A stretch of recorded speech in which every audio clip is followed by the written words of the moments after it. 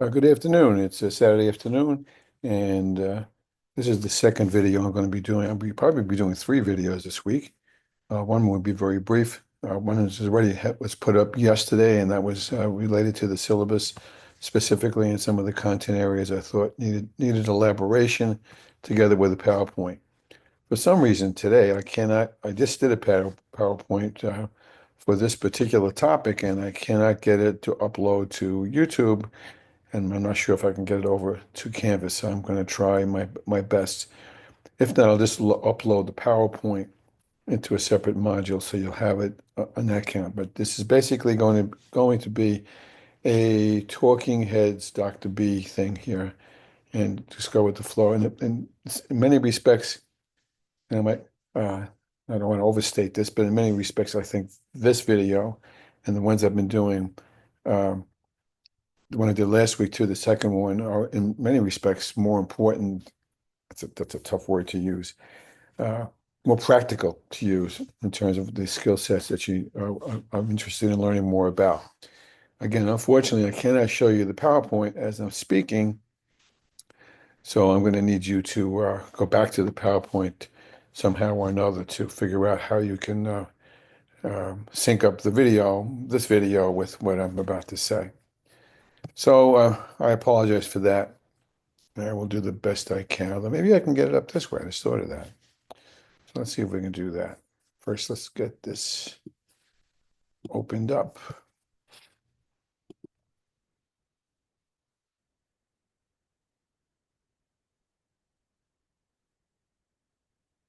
And that might actually work. How do you like that? I think I know realize what I need to do.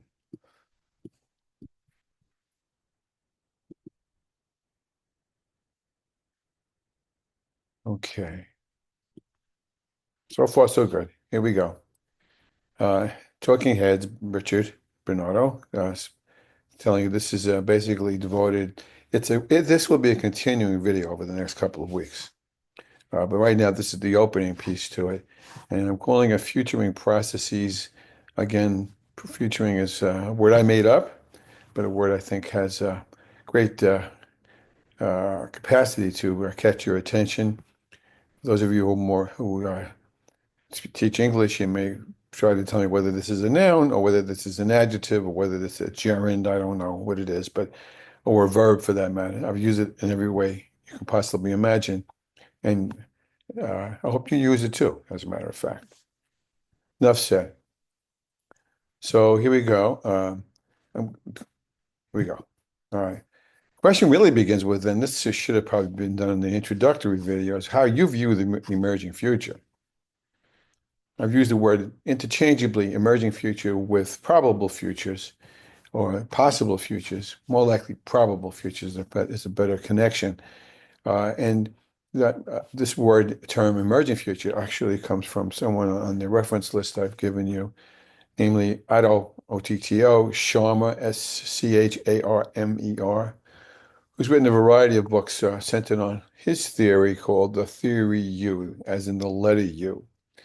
And he uses this term a lot. And if you take a look at this video, which I'm not going to play for you now, I strongly urge you to watch when you get a chance. It will impress you. It's not a long video. And basically, it talks about not only 10 years from now, future, but it talks about tomorrow, future too. Tomorrow isn't tomorrow, Sunday, your future, given how things are accelerating around here. And it's got a lot to be said for. And I would absolutely recommend that you embed it in your soul, SOUL. And then the question becomes now as well, when it comes to your school system, and you're not going to be able to answer this question today, and I probably won't like your answer, although there is no right or wrong answer specifically to it. When it comes to your school system, do you choose to be adaptive or transformative?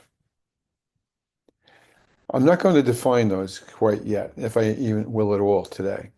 But think of those two terms, adaptive, transformative. You can see there's a difference in the spectrum here in terms of what you see, how change should be. I'll tell you in advance, if I were asked this question and then answering it, I would say, How about transformative? Although I don't like the word transformative because it's too overused, as I've said more than once, uh, it is really what's necessary. Where we need to talk about what I call the alchemy, that is to say, the turning lead into gold.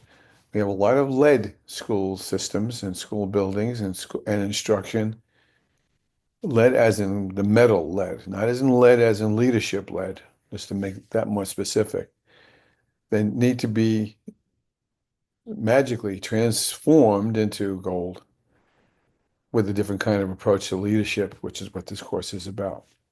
So keep that in the back of your mind. In fact, I think I'm going to make that the discussion question for this week. Here we go. In fact, I am going to do that. That's my fingers across. I won't forget that. So going from that premise of emerging future and adaptive to transformative, uh, I like this little saying I kind of ripped off a comic book from years before any of you were born. And we go along with the premise of saying, we have met the future and it is us. The future is not a place.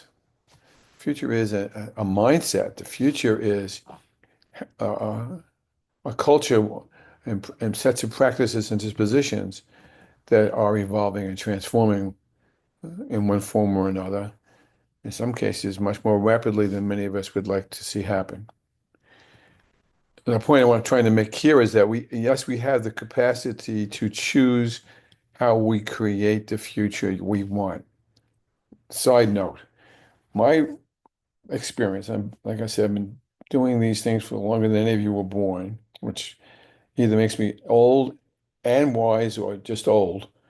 I hope to hopefully more wise than just old by saying I've seen it too many times that teachers specifically, community to some extent, and leaders to unfortunately to a large extent, uh, are passive.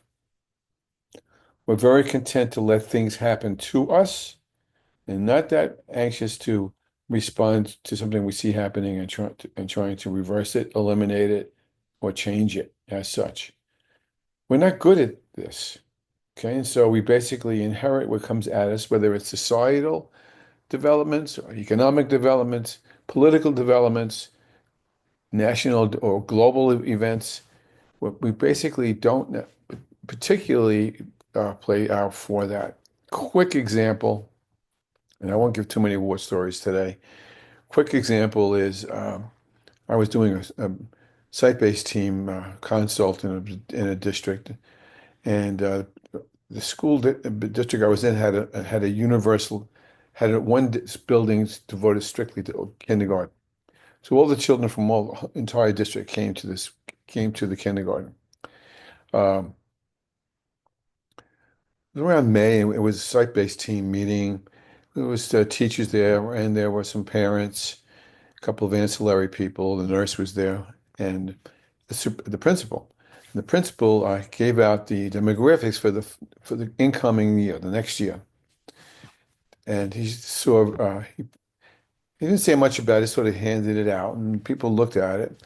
Understand that the parents who were there were really there for 1 year because once their children leave there, they go back to their neighborhood school, and there were again several teachers and specialists there.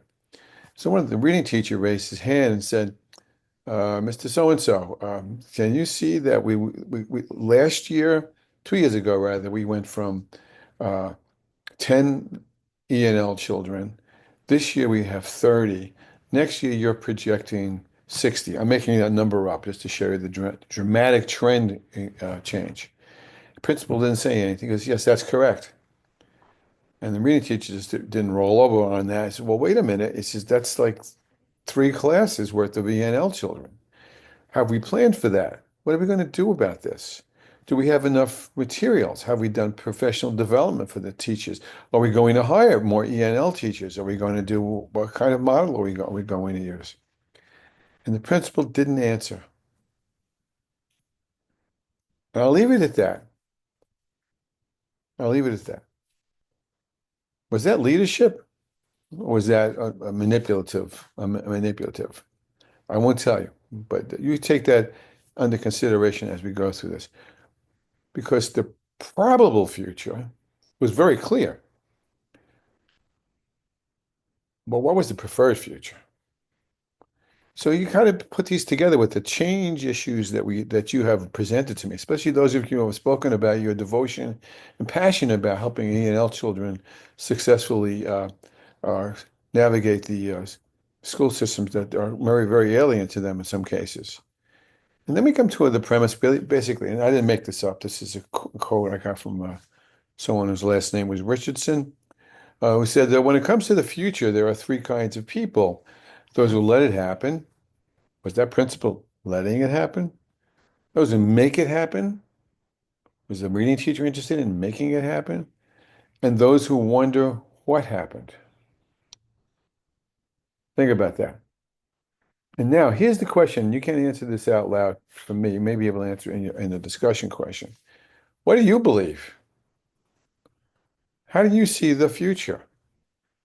More importantly, especially now since you're prospective leaders, what does your teachers and community believe?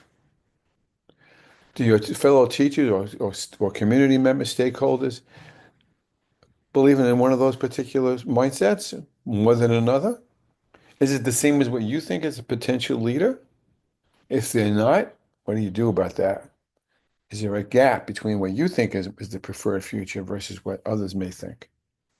It's an important question, and the idea continues a bit more with how you view the future.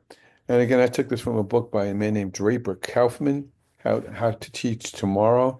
It's not in print anymore. It's a very good book, actually, when it was out. This is a quote from his book where he put a kind of questionnaire out and said, "How do you view the future? Is it a winding highway with curves and dips that you don't necessarily know are up in front of you? Is the future a great roller coaster on an endless night?" I think I told you I'm a Disney idiot savant in another life. And I can tell you where every bathroom in Disney World is pretty clearly as such. And if any of you have been to Disney World, many of you have, you immediately should bring to mind the premise of Space Mountain, which is a roller coaster in the dark on a track that's fixed, and you don't know where it's going if you haven't been on it before, because you can't see where the track is going. And so you're doomed or committed or roped into or tethered to wherever that track's taking you on that little cart. On the other hand, do you think that the future is a mighty river, which is to say that you can get on a boat and then go from point X to point Y as long as the current is going in that way? If it's not going in that way, you may have to add some more power to your boat or change something about the boat in order to go upstream rather than down. If you know there's logs and shoals and rocks in the river, uh, do you navigate around them or not? Okay, so you have some control over where you're going, but you are also doomed to how that current is steering you, so to speak. Or do you think that the future is a great ocean, which is similar to the river, but at least on an ocean, you can navigate currents. You will probably know when storms are up ahead, or hopefully if there's an iceberg out there someplace, or a submarine or a U-boat if we were in World War II. Uh, so we would know to some extent that we could get from point X to point Y if we plan properly. Not totally assuredly, but plan to reduce the threats we may have. Or do you think the future is something else? Totally random is the one I often think of, or completely fixed. And again, I go back to the question I asked in the previous slide. If you're talking about change, where do you sit as potential leader versus where you perceive your community and your staff sits? Because they don't believe the same thing you believe, or if you don't know what you believe, you've got some problems here to try to continue the verb navigate. So a school's capacity to change is contingent on that kind of mindset and is totally reliant on certain skill sets. Some of them you're familiar with and others you are not. The more nearly you identify these skill sets in this brief little course we're going to have, or if you go on and do some more research about this, the more nearly you recognize that there is no one answer to changing a school. It's a combination of answers where you kind of mix and match what the skill sets are. The metaphor I often use is a Rubik's Cube. A Rubik's Cube, when you pick it up brand new, has all the six sides of, in each side of the cube has a uniform color, and everything is nice and pretty. The minute you begin to turn the axes of the cube around, suddenly you have a jumble of six sides that are not matched, not aligned. The question is, how do you get all of those premises? I still can't do it. I have a nephew who can, uh, to get to go back to what they were, if you want it that way, as a matter of fact. And so I begin here in this opening video, and this you'll get more of this next week. I begin here to begin to point out in a very sort of in an overview kind of way several of the skill sets you as leader must need to to embed among your stakeholders so they can co-create with you the changes that may be necessary. The first one would be systems disciplines. Another one would be design thinking. I don't like that word, but it's one of those buzzwords that's out there now. I call that really creative thinking. Another one that you probably think that you may have, and it's a good question that you may want to comment about, is whether how effective the stakeholders and your staff collaborate. Do they cooperate or do they collaborate? Two different premises there. Cooperate means, okay, I'll slice that. I'll get the crayons while you get the paper.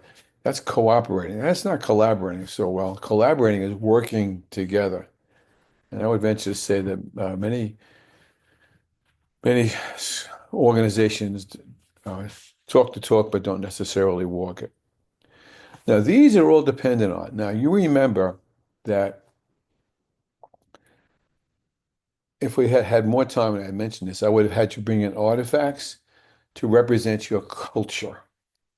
I gave you the Shine model a couple of weeks ago to take a close look at. And let me go, and those, some of you I don't think necessarily spoke to it uh, and looked at it as closely as I would have hoped that you looked at when you kept talking about leadership being top down. I don't see it that way very much at all.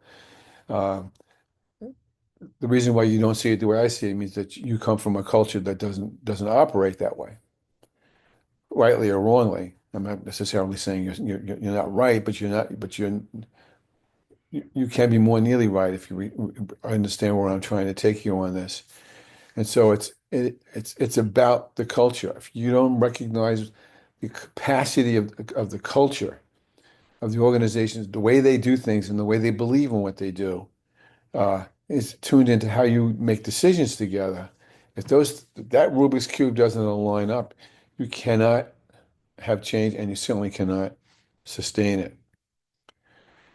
And so in order to be effective at sustaining change, you need to be able to recreate yourself with collaborative purpose. It's a fancy term, but you get it. With collaborative purpose, okay? Because you have to need to figure out which does come first, the chicken or the egg. Is it your purpose or is it your capacity to generate purpose? Think about that. I'm not going to answer it for you. Is it your purpose? Is that mission statement above the doorways as you enter the school, or are you co-creating, generating the capacity to meet that purpose, to have the muscles to be able to do that? And then the question becomes again, what exists in your present cultures? If you can't get your arms around the culture, especially if you take over a brand new position in school that you don't. I was in a school once doing a kind of consult, and it was a very high-powered school, one of them, a nationally recognized school. Brand new principal, came from upstate New York, and a very sharp man, very sharp, and in a very high-powered district. I mean, big time, famous district. And the principal said, And I'm doing training of the site-based team, and I don't know, I forgot what it came up in the conversation we were having among the 10 or 12 of us. But he said something like, I think we should eliminate class rank. So and so is a valedictorian, so and so is number two, and all the way down the list. And the group galvanized. Their shoulders went up. You can see a lot of consternation among, I don't think he picked it up. In fact, I know he didn't straight away. It was not something that they felt they wanted to do. It was not part of their culture because their culture was highly competitive among the students, to the point that it was actually toxic in many ways more than not, more ways than not. When the meeting was over, I pulled the principal over to the side, and he was a very sharp fella. He was, nobody's dummy. And I said, listen, like, do yourself a favor, think about what the culture is that you have before you try to change it. Until you understand what the culture is, you won't be able to change the things that are really, really important here. And he thanked me, and a couple of years later, he was gone. I'm not sure why, but he was not there anymore. So that whole point about uh, recognizing your culture and recognizing how it generates its purpose brings you to some other points here. Because an organization that doesn't have the capacity to continuously change, it cannot continue. And it cannot meet the needs of the society or the community it serves. Just can't. It's got to be able to demonstrate that it can meet its purpose, its mission, the pathways that you need to take in the face of that oncoming, onrushing, emerging future that's right between your eyes. Because your school is only as good as the extent to which it's systemically healthy, whether the shared vision exists, whether there's room for continuous dialogue and challenging of mental models, whether the group knows how to work collaboratively, whether the school system makes room to grow its stakeholders and teach them new skills and new ways to look at things, to transform, so to speak, and to know how to future, to know how to read the tea leaves, to look at the signals that are out there, because the signals are always talking. But you have to listen to what those signals are actually saying. Because if you have, in order to assure yourself of the ability, the capacity to continue itself, you need to be systemically healthy. To engage the staff in recognizing both its strength and its weaknesses, and to motivate them to move towards new strategies and change their direction requires a lot of understanding of what makes that place tick to begin with. So a school that doesn't have those five variables in place, with it, let's go with the positive. If they do have those systems in place, the culture is cohesive and cognizant of what it needs to do. It makes room for proactivity, for futuring. It assures itself that they'll have the skill sets to analyze the data and draw the right kind of purpose-based conclusions that they can creatively generate. And the opposite would happen, as in being haphazard, as in stifling, as in inconsistency would be the case. The same for creativity. I can do 30 hours on this one. All right. How many schools encourage teachers to be and stakeholders to think creatively together?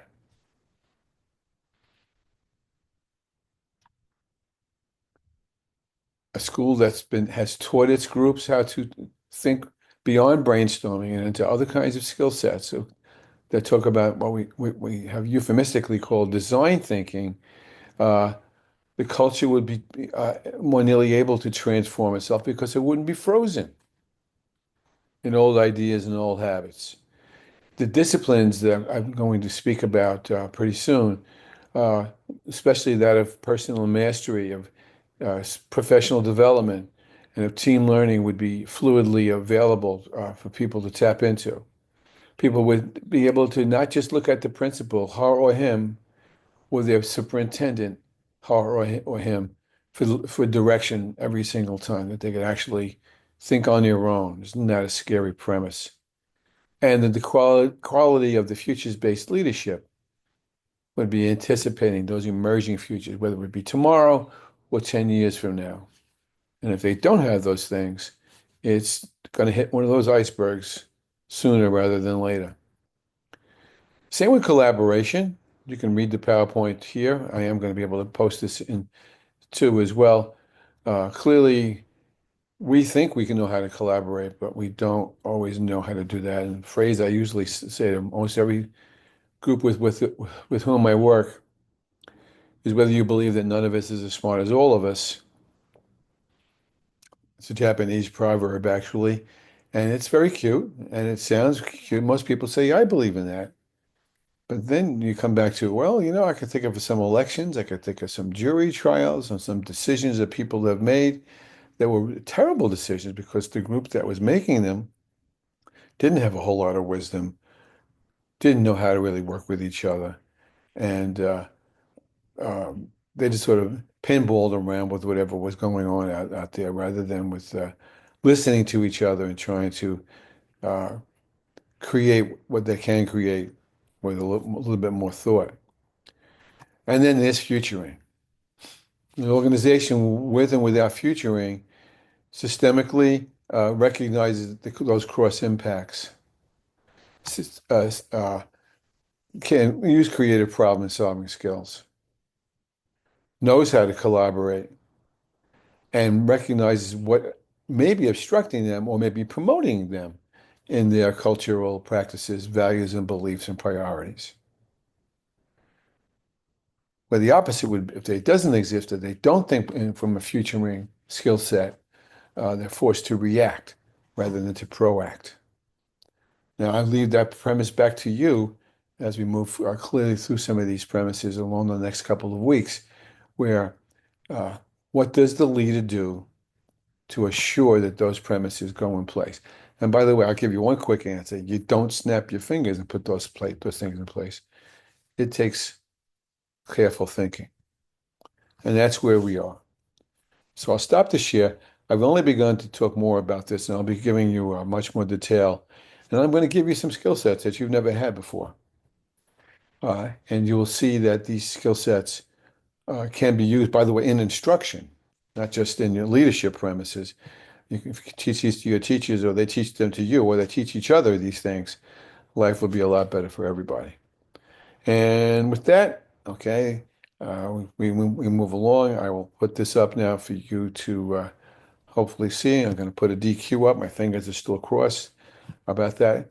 And I'll also post this PowerPoint up. In addition to that, I will post an agenda that I'm not going to do a video about. I'm just going to post it up as such. Please send me what book you're reading or would like to read for my approval. Please take the attendance. I'm begging you to take the attendance. I'm getting in trouble because I never tell people in the beginning to take the attendance. So sign in to the course because they get nervous about that, and understandably so. Enough said. Have a great weekend.